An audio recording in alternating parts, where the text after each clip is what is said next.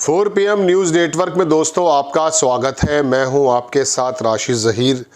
कपिल सिब्बल ने नायडू को और नीतीश कुमार को चेतावनी तो नहीं लेकिन एक सीधे लफ्ज़ों में दो टूक कहा कि आप ये बयान तो दीजिए कि हम वक्फ अधिनियम जो बिल लेकर आई है सरकार उसके पक्ष में खड़े हैं। इसमें तो कोई दो राय नहीं कि दोनों का पक्ष पता चल गया है। जब अपने सांसदों को व्हिप जारी करते हुए संसद की उस चर्चा में भाग लेने के लिए और भारतीय जनता पार्टी के पक्ष में वोट करने के लिए व्हिप जारी कर दिया गया है, तो ये बात कहने में भी क्या बुराई है कि हम मोदी जी के साथ खड़े हैं। अभी रोज़ा अफ्तार में चंद्रबाबू नायडू जब आए थे और कह रहे थे कि मैं मुसलमानों के साथ खड़ा हूँ और कोई भी ऐसा काम नहीं होने दूंगा जिससे ये महसूस होगा कि मुस्लिमों का कोई अहित है। कपिल सिब्बल ने बयान देते हुए नीतीश कुमार और चंद्रबाबू नायडू को ही नहीं घेरा, मोदी जी को भी घेरा और कहा कि आप जब देश का इतना ज़रूरी मुद्दा लेकर आए हैं, वाकई बहुत ज़रूरी है। उन्होंने कहा लैंड जिहाद, लव जिहाद, ये इतने बड़े मुद्दे कब से हो गए जो मोदी जी अपना तन मन धन सब कुछ लगा करके इसी पर लगे हुए हैं। तो उन्होंने कहा कि हिंदू समाज में जो विल होती है, विल मतलब वसीयत होती है, जिसमें लड़कियों को अधिकार नहीं दिया जाता, लड़कों के संबंध में कहा जाता है, उस विल को चेंज कर दें। महिला के पक्ष में, महिलाओं के रिजर्वेशन के पक्ष में दुनिया भर की बात मोदी जी और मोदी जी की सरकार करती है, तो उन्होंने मोदी जी को भी लगे हाथ इसके अंदर लपेट लिया।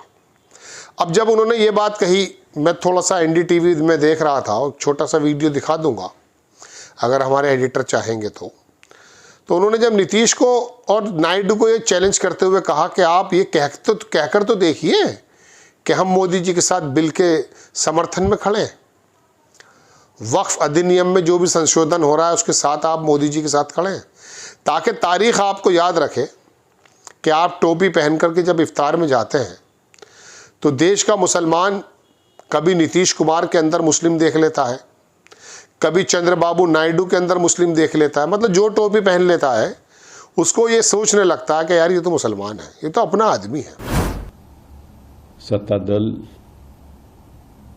ने ये फैसला किया है कि जो वक्फ बिल है वो पेश किया जाएगा और उसको पारित किया जाएगा।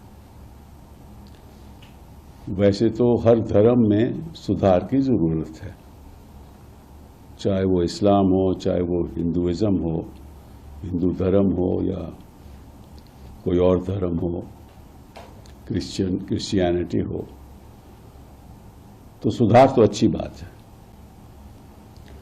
लेकिन इसके पीछे मकसद क्या है? और मकसद हम देख रहे हैं 2014 के बाद कि एक रिलीजियस कम्युनिटी को टारगेट किया जा रहा है। मैं वक्फ बिल के बारे में बाद में बात करूंगा। आप पिछले 10-11 सालों का इतिहास देख लीजिए। कभी ट्रिपल तलाक के खिलाफ, कभी यूनिफॉर्म सिविल कोड, कभी लव जिहाद, कभी मुसलमानों को टारगेट किया जा रहा है, कभी फ्लड जिहाद, कभी थूक जिहाद, बुलडोजर जस्टिस। तो कहने का मतलब यह है कि अगर एक पॉलिटिकल पार्टी का यही एक पॉलिटिकल एजेंडा है देश के सामने कि किसी तरीके से एक धर्म को टारगेट करके बाकी लोगों के अपने पक्ष में कर लो ताकि हम चुनाव जीत जाएं, ये इनका टारगेट रहा है और ये चलता रहेगा, ये यहां रुकेगा नहीं। अब ये देखना है कि जो इसके पक्ष में वोट करते हैं, क्योंकि भाजपा तो इसके पक्ष में वोट करेगी, ये तो उनका पॉलिटिकल एजेंडा है, राजनीतिक एजेंडा है। अब देखना ये है कि वो बाकी दल, चाहे वो टीडीपी हो, चाहे वो जेडीयू हो, चाहे वो पासवान जी की पार्टी हो, देखना यह है, क्योंकि आज तय हो जाएगा जब वोटिंग होगी कि असलियत में कौन सेक्युलर है। जहां तक टीडीपी का सवाल है, उन्होंने तो एक संशोधन लाए हैं बिल में, वो उसके बारे में बाद में बात करेंगे। तो वो तो इस बिल को सपोर्ट करेंगे, पक्ष में रहेंगे, क्योंकि उनकी इलेक्शन तो अभी दूर है, तो उनको कोई खतरा नहीं है। जहां तक जेडीयू का सवाल है, बिहार में इलेक्शन होने वाला है, तो उनको सोचना पड़ेगा। पक्ष में करेंगे तो हार जाएंगे इलेक्शन। हो सकता है वॉकआउट कर लें ताकि भाजपा को मौका मिल जाए पारित करने का। ऐसा ही पासवान जी कर सकते हैं। लेकिन तय होगा आज कि इस देश में सेक्युलर पार्टी कौन सी है। विपक्ष तो इसके खिलाफ वोट करेगा ही, और मैं चाहूंगा, और मेरे बड़े अच्छे मित्र हैं चंद्रबाबू नायडू जी, तो एक बयान दे दें कि हम इस बिल के पक्ष में हैं। वोट तो एक अलग बात होती है, ताकि एक ऐतिहासिक बयान जनता के सामने एक बार आ जाए, और नीतीश जी भी ऐसा करें ताकि पता चल जाए।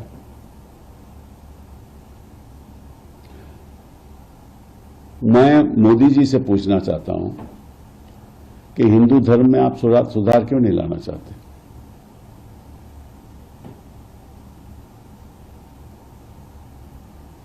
मस्जिद गिर जाती है तो आप चुप रहते हैं।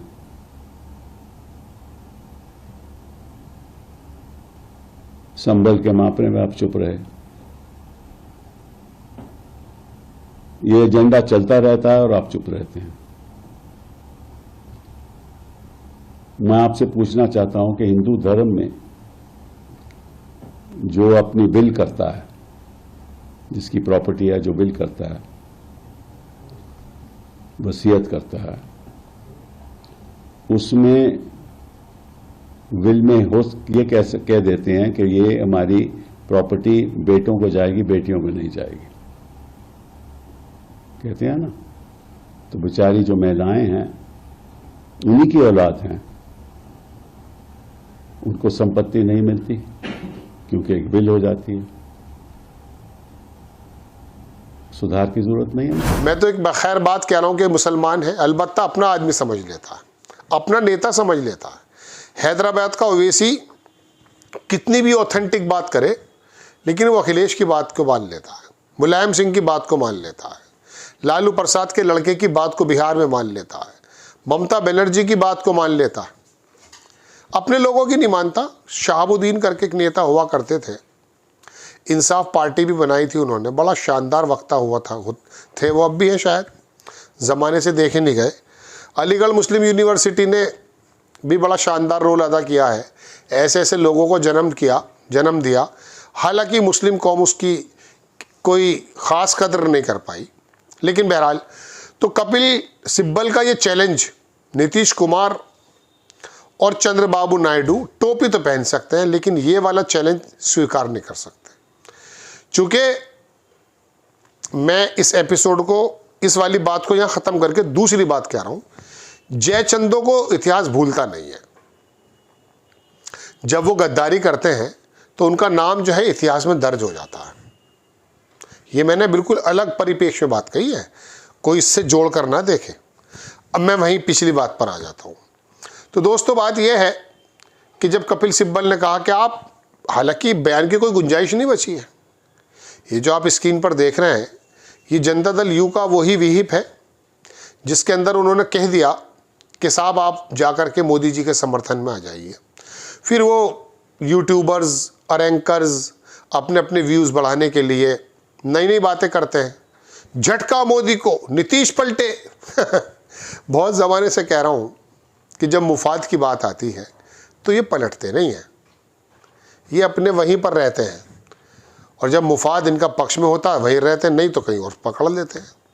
तो दोस्तों बात यह है कि कपिल सिब्बल का ये चैलेंज ना नीतीश कुमार एक्सेप्ट कर सकते हैं और ना ही नायडू एक्सेप्ट कर सकते हैं। अब इन दोनों को साइड में कर दीजिए, इनकी हकीकत और क्या देखनी है। बात है अब आमने सामने की। कपिल सिब्बल ने मोदी जी से भी इसी वीडियो में कहा कि मोदी जी, आप सिर्फ एक ही धर्म के बारे में इतने चिंतित क्यों हैं? ये तो मैं बहुत पहले से कहता आया हूँ।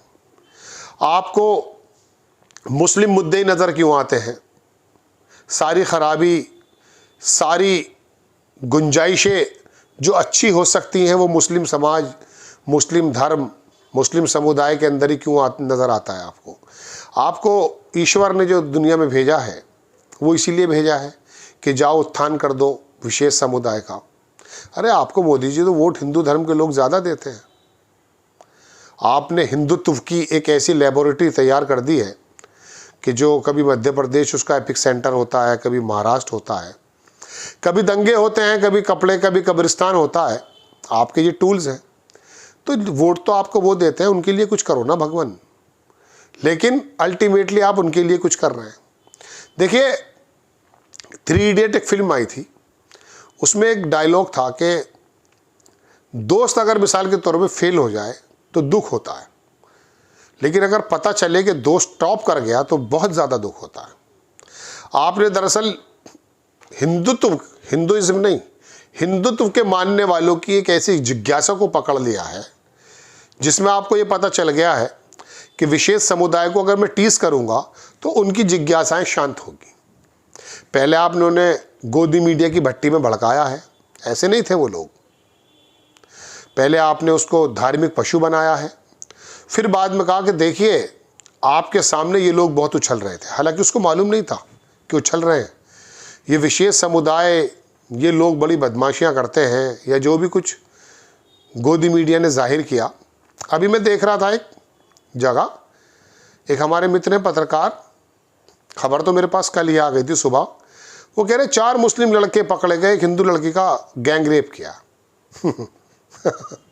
मुस्लिम लड़के लिख करके वो अपनी जिज्ञासा शांत कर रहा है।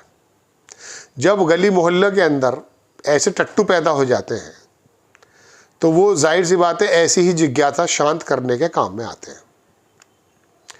आप जानते हैं जब आग जलती है तो उसको भड़काने के लिए छोटी छोटी लकड़ियाँ होती हैं, कबाड़ में होती हैं, वो उनको डाल देते हैं, भड़क जाती है कुछ देर के लिए। तो आप इस तरह के मुद्दे ला करके उन लोगों की वो जिज्ञासाएं शांत करते रहिए मोदी जी। आपसे लेकिन कपिल सिब्बल ने शानदार सवाल किया है कि हिंदू धर्म का भला कब करेंगे आप? वो जो विल है, क्या गुंजाइश, सुधार की गुंजाइश और धर्म में नहीं है? और कोई बोर्ड नहीं है? किसी मंदिर की समिति में कोई मौलाना बिठाएंगे आप? अभी आप पिछले दिनों गुजरात में एक मंदिर है, उसका अध्यक्ष आप उन्हें बना के आ गए थे 1 साल के लिए, और जो वहाँ पे पहले आपसे चीफ मिनिस्टर थे, जिनकी आपने हरा करके जो सत्ता ली थी, केशु भाई पटेल नाम था उनका, उस मंदिर का बना दिया था सर्वे सर्वा आपने। वहाँ देवबंद का मौलाना रख देंगे? वक्फ जो है क्या चीज़ है वक्फ? ना मुसलमान जानते, ना कानून बनाने वाले जानते, ना संशोधन लाने वाले जानते। कपिल सिब्बल के ये सवालात तीनों लोगों से अपनी जगह बड़े शानदार हैं, इनके जवाब बनते हैं। आपको खबर कैसी लगी अपनी राय कमेंट्स बॉक्स में ज़रूर दीजिए। चैनल को सब्सक्राइब कीजिए, शेयर कीजिए। नेक्स्ट टाइम मैं किसी खबर के साथ हाजिर हो जाता हूं दोस्तों। जय हिंद।